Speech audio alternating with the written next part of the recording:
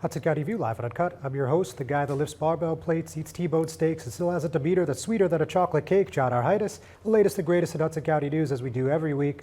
Quite a few things that I want to go over today. For one, we actually have a new chief at North Hudson Regional Fire and Rescue.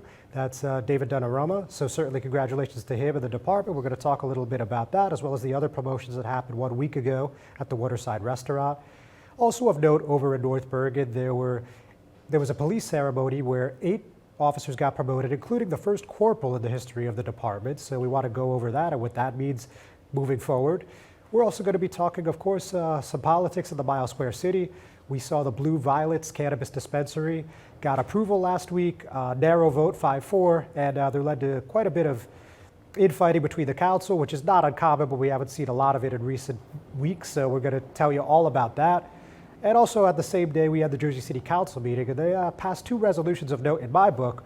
One was actually, we heard from activist Katie Brennan, who used to work for the state. You know, she went public about her sexual assault situation. She ended up getting a settlement from the state, and now she's an advocate for survivors. So the Jersey City Council voted on Congress urging to pass the Speak Out Act that would help survivors. So we're going to tell you what that means. And at the same council meeting, they also voted on a $292,000 settlement for a man that was hit by a Jersey City police SUV back in 2017. So we're going to go over the particulars of that. And on the academic note, today I'm actually joined with Hudson County Community College President Dr. Christopher Reber. So we're going to chat with him about a number of topics. So we're going to do that, maybe even a little bit more, right after this break from our sponsors. Burns Brothers Memorials, Monuments, and Markers, 787 Tunley Avenue, Jersey City. Hudson County's only monument maker, serving all faiths and cemeteries. Design, studio, and launch inventory on site. Cemetery inscriptions and custom orders welcome. Burns Brothers Memorials, Monuments, and Markers, 787 Tunley Avenue, just south of Secaucus Road. Craftsmanship that will last for all eternity. Burns Brothers, Jersey City, Albert H. Hopper, North Arlington. Visit us on the net. Stevens Jersey City Ford Certified Parts and Service, located at Route 440 and Communipaw Ave, is your #1 source for Ford and Lincoln automotive needs. We use certified Ford Motorcraft products to keep your Ford running in top shape. Motorcraft parts are backed with the Ford warranty, which includes a 2-year unlimited mileage guarantee. Our team will have the right Motorcraft part to ensure the best performance from your Ford or Lincoln. You can order in person at the parts counter or online. Let us help keep your Ford or Lincoln in the best shape at Stevens Jersey City Ford. Hudson County View, live and uncut. John Heinis, and as I mentioned a few moments ago, today I'm joined with Hudson County Community College President, Dr. Christopher Reber. President, thank you for coming in. Wonderful to be here, John. Thank you. Very welcome. So I just saw that you got recognized in the Northeast region as a Chief Executive Officer Award. So could you tell us a little bit about that and what the implications are for the college? Sure, that was a real honor. So one of the 2 major associations in the community college sector is the Association of Community College Trustees. And this is a national association that serves virtually all 1,000 plus community colleges. And each year they accept nominations for awards in a variety of categories, and one is Chief Executive Officer. I was blown away to find out that I've been awarded the CEO Annual Award for the Northeast region of the United States. So there are 5 regional awardees, and then one of us will be chosen as the National CEO of the Year at the ACC conference in New York. What it really means is, you know, when you're president, when you're in my seat, and things go well, the college, the president gets much more than his or her share of credit. Sometimes you can argue when things don't go well, it's the opposite. But sure. The college is really an inspirational institution that has gained national recognition for truly best practice work, and it's work that's owned by the whole college community, students, faculty, staff, trustees, and those we serve. So that's what really led to this recognition. Very cool. And also, and congrats on that. When we're also talking about accreditations, you know, I also noticed that the Hudson County Community College was recognized by another national award, one of 22 in the country, for what they've been doing academically. So again, just a rundown on what that means. Well, it's actually, it's called the Great Colleges to Work For Award, and a national organization called Modern Think, which is associated with the Chronicle of Higher Education, which is the largest publication in higher ed. Each year invites employees at 2- and 4-year colleges across the country to take a confidential survey, and they are asked questions about the climate on campus, policies, procedures, just questions about how they feel about the college they work for. And out of that comes an honor given to a small number of colleges whose employees rate them as great colleges to work for. And we were so honored this year as a result of what our employees had to say about working at Hudson County Community College. All right, great. So you've been there since July 2018, right? So Yes. for roughly half your tenure, we've had the COVID-19 pandemic, right? So first of all, you know, every institution pretty much in the country got some sort of American Rescue Plan relief. So what did HCCC get? You know, all told, about $60 million. And that's because the students we serve are among the highest priority students for funding support. So many of our students are, you know, come from very modest financial backgrounds, are challenged with barriers of access and language proficiency and working full-time while attending school full-time. Those kinds of characteristics led to a larger share of funding than many institutions received. And it was so helpful to us. It really helped us navigate all of the challenges. And we were able to use it to do things that I think are going to make us a much better institution and a school that can serve even more residents going forward. Yeah, I know. I saw that you were able to forgive quite a bit of debt. I believe that was about 5,000 students at millions of dollars relieved, which is obviously great news for them and for their families. So, you know, how did you come to that conclusion that you were able to allocate the funds to that specific endeavor? You know, we have two overarching priorities at the college that I think virtually everyone owns.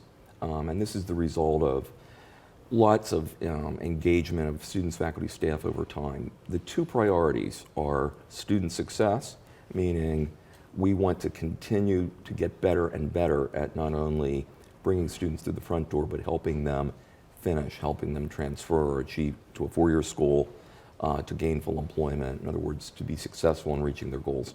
The other is diversity, equity, and inclusion, really trying to be a best practice institution in advancing and supporting equity and DEI principles in everything that we do.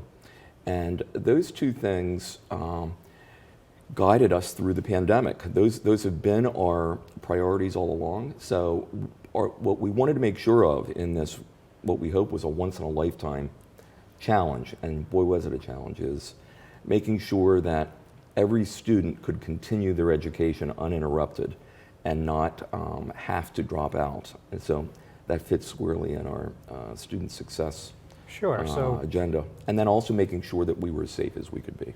So erasing that debt was a no-brainer. Students had so many challenges that we were helping them support that using the stimulus money to just wipe out all outstanding financial balances for every student who had them was something we were proud to do. All right, very good. Doctor, don't go anywhere. Ladies and gentlemen, don't go anywhere. We're actually just going to take a quick break. We'll be right back.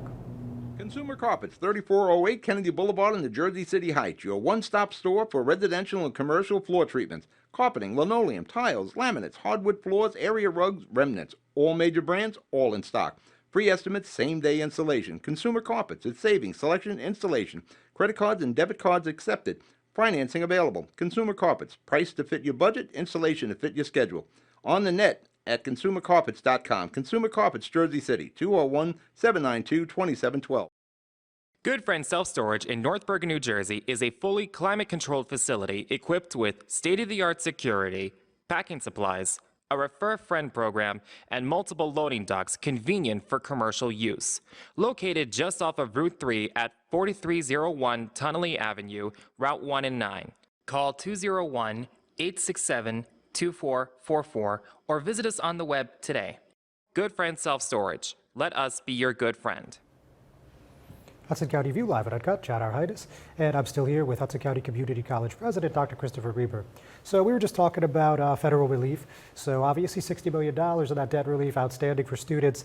Does that present any challenges moving forward though? Because obviously you won't have that federal relief going forward in your budget. So does that make anything more complicated in the next year or two? Well, we tried to allocate that money to address one-time needs that would also have a sustainable impact going forward. So in addition to that debt relief that we talked about, we invested millions of dollars in technology, immersive telepresence video technology, ITV. This is state-of-the-art, large screen technology that allows us to connect classes at different locations. So for example, we can have a section at our North Hudson campus in Union City and a section at our Journal Square campus. They're joined, the camera follows people who speak. It's almost like you're there. And we invested in 50 classrooms.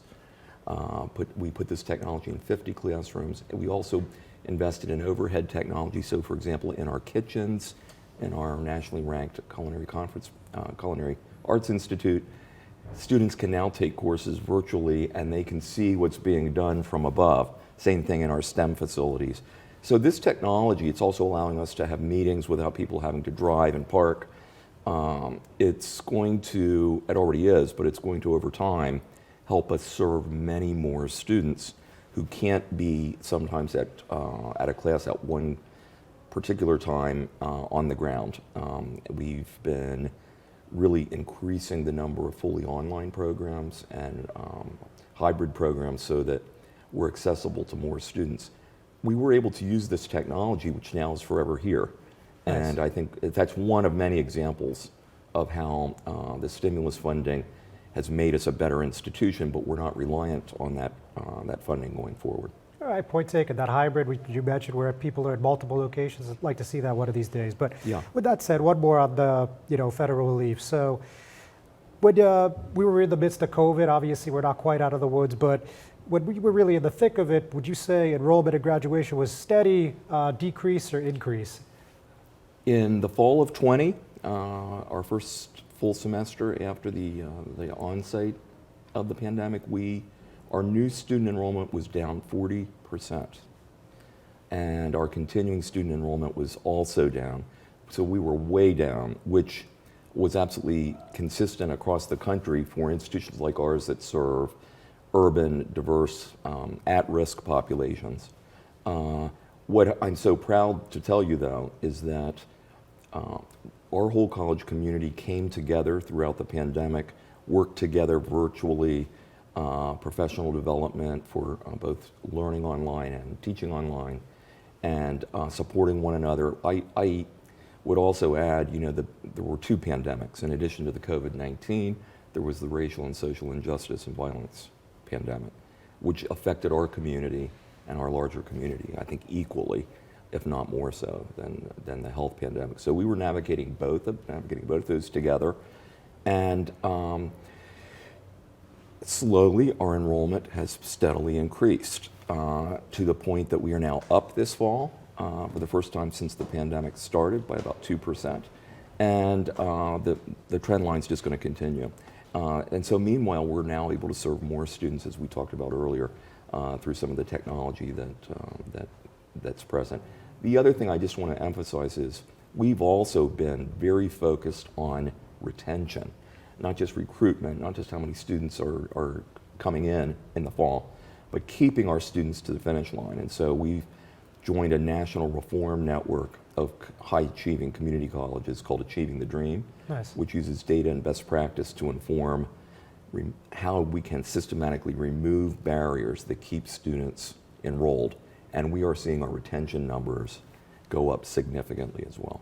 So when you're talking about this social justice pandemic that was happening concurrently, could you elaborate on that? And also, would you say that led to the formation of this Call Hudson Home effort? Absolutely. Thank you, John, for that question. Yes. When this first hit, I have to be honest, I'm not usually a person that doubts himself. Maybe I should more than I do. But I wasn't sure I was up to leading us through this. I had real doubts. And what quickly happened is just a coalescing of people, students, faculty, and staff coming together and helping one another. And so we had a return to campus task force that was working, some 40 members, working on navigating all the issues, developing new policies and procedures. We did things like pass-fail grades for students that weren't comfortable with online learning, all the health protocols that went into place. And as part of this, people met across the college, started organizing almost organically virtual events, meetings to offer support to one another, training sessions. When there was a tragedy, as we had so many nationally and locally, the anti-Semitic shootings here, all of the tragedies, Floyd, the killings across, killings across the country, our community came together and we commiserated and we talked with one another and we supported one another. And a series of programs started happening, like Same, Different, like Want to Talk About It, that were led by different members of our community just to engage people while we were all separated physically. And out of that came, ironically, probably a period of the greatest engagement of college community members with one another that we've ever seen while we were all physically separated. Doc, thank you very much. Everybody was attending, and so we've learned so much. That was, thank you, John. Very informative. Thank you for joining me. We'll do it again soon. Ladies and gentlemen, thanks for watching. We're going to take another break. We'll be right back. Newport, the luxury waterfront community on the Hudson River, offers a quality of life you deserve in one of our many high-rise towers. With amenities such as the on-site Newport Path, light rail, Newport Town Square, 3 playgrounds, dog run, upscale restaurants, retail giants like Kohl's, JCPenney, Macy's, and Target. Morton Williams and Acme Supermarket are just outside your front door. A health and fitness center, skating rink, and medical facilities are also on site. Enjoy the New York skyline from our waterfront and various parks. Manhattan is just one pass stop away, or quick ride through the Holland Tunnel. Nursery and private elementary schools all on site. 12-screen movie theater at the Newport Center Mall. Looking to visit? Stay at the Westin or Marriott Hotel. For more information, visit us at newportnj.com. Make lasting memories to cherish forever. It's incredible. It's you, Newport. Live like you want. Introducing the all-new Ford Maverick. A truck for people who do stuff. And people who make stuff. People like Gabrielle Union. I make this look good, don't I? Who haul whatever they want to wherever they want. Like wood to build things made of wood with. And friends to get weird with. It's for long trips that the standard hybrid engine with a targeted EPA estimated city fuel economy rating of 40 miles per gallon helps with. That an 8-inch touchscreen connects with. And any trip that this interior makes more comfortable. But we'll let Gabrielle tell you all about it. Or I could just tell them it's a Ford truck that starts at less than $20,000 MSRP. Yep, that works too. The all-new Ford Maverick, built to defy expectations.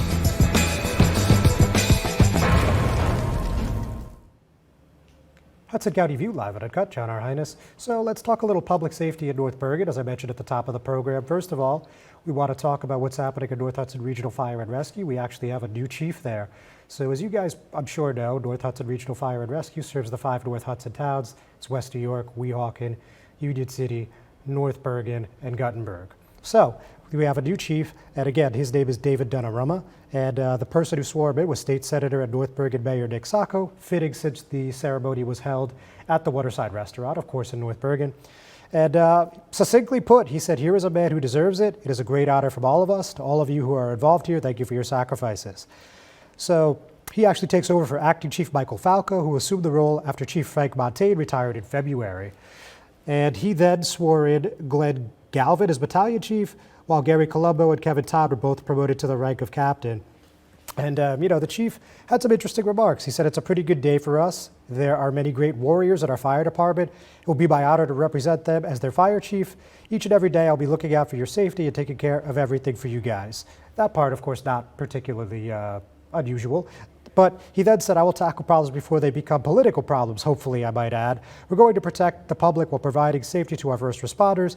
The idea is to ensure maximum effort with minimum risk. It's a tough task, but I'm sure my team is up for it."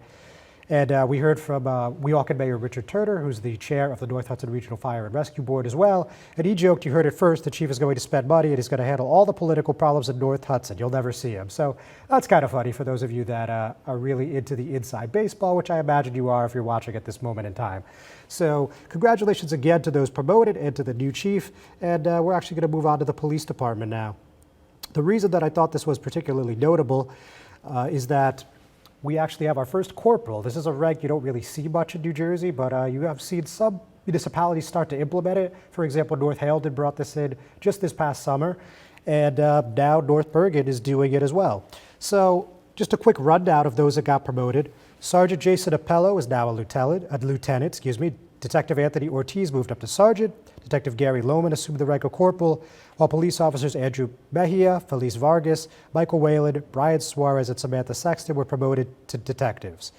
So, of course, we heard from Police Chief Peter Facilis. He joked that back when he was a young guy on the force, they used to just give you a badge and a baton, and they'd say, "Go out and get him, kid." And obviously, times have changed quite a bit since then. And we also heard from Public Safety Commissioner Alan Pasquale. And he said, "We're promoting new police officers. We're staying on the cutting edge of policing. And as the public safety commissioner, it makes me proud." Again, succinct and to the point. But with that, we also heard from Sacco again. And interestingly, he actually touched on the defund the police movement that came in the wake of George Floyd's murder. And to the surprise of probably no one, this is not something that got serious consideration in North Bergen. He said, "When the rest of the country were yelling and screaming about defunding the police, we never even thought about it. To me, it was one of the silliest things people could be saying.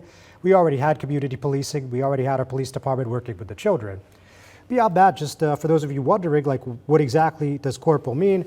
It's actually falls above a detective and below a sergeant, and they still patrol and investigate crimes and have some supervisory duties as well.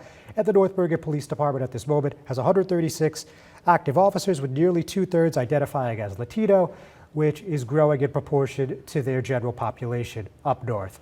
So let's head back up south for a moment now and talk a moment about the Hoboken City Council meeting.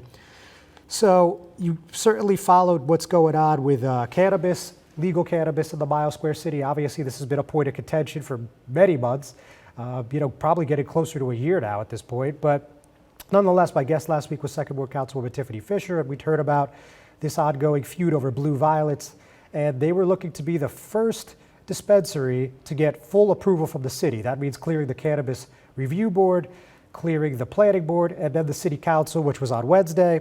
And what was interesting is we heard from the Blue Violet CEO, and we heard from a number of who obviously was in favor. We heard from a number of residents who were against. A lot of them were basically very cautious, very pessimistic, very, you could say, just against the fact that this is in close proximity to a school. And, about a dozen people said this, with varying degrees. And what's interesting is that the council approved it 5-4, and quite a few people, the council president, Mike Russo, Councilwoman at Large, Emily Jabor, they kind of just wrote this off as the pro-cannabis people had been bullied out of the room, and the anti-cannabis people had kind of just taken the microphone hostage here, and it ended up passing 5-4. So those that voted in favor were Council President Mike Russo, Councilwoman at Large Emily Jabor, 5th Ward Councilman Phil Cohen, Councilman at Large Joe Quintero, and Councilman at Large Jim Doyle. So this cannabis thing is going to be going for a while. Obviously, the other dispensary that's got a lot of attention, Story, hasn't gotten a vote yet at the planning board, so we're going to see that hopefully by the end of the fall. But, this thing is taking a really long time. With that, we're going to take one more break. We'll be right back. Panepinto Properties, Jersey City, shaping the workplace with state-of-the-art office spaces and addresses your company desires. Building residences that define your home environment, adjacent to all modes of transportation with on-site parking available. The right address, the right lease. Call 201-521-9000 or visit online at panapintodevelopment.com. Panapinto Properties, building Jersey City for everyone.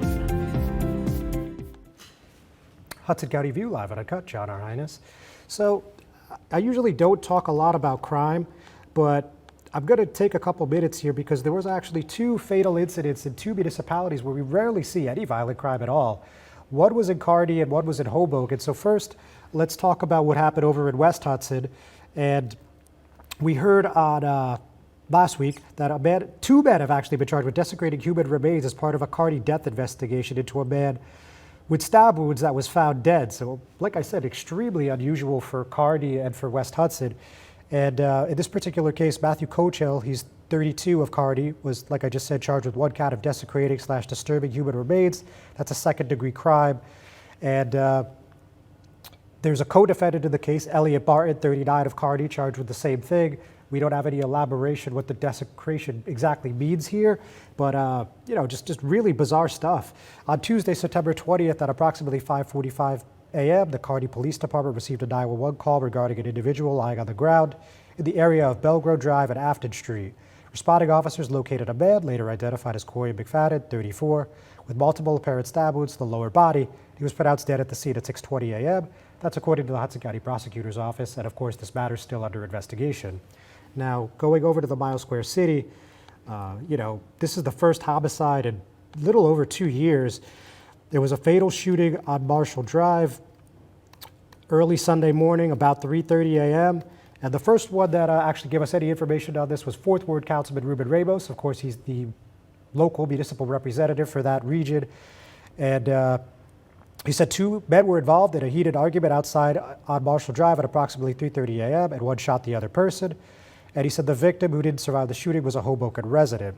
So he said a lot more in that email blast, but I think those are the crucial, critical points here. And beyond that, the HCPO, confirmed that they're investigating.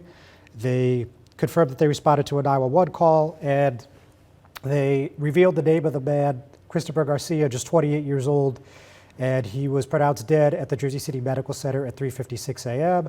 Obviously, the matter's still under investigation. Our thoughts and prayers with the friends and family. Very unfortunate set of circumstances, of course.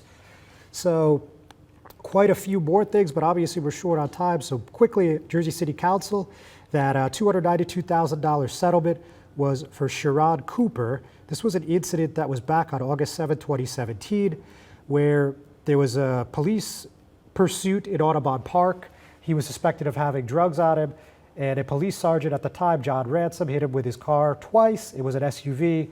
This was caught on surveillance video. It ended up going up to the Hudson County prosecutor, and he ended up losing his job and could not have any more public employment, though it avoided jail time. So many years later, the council on Wednesday approved this settlement as part of the consent agenda. There's a little more to that story, of course, but due to time constraints, I'm going to leave it there.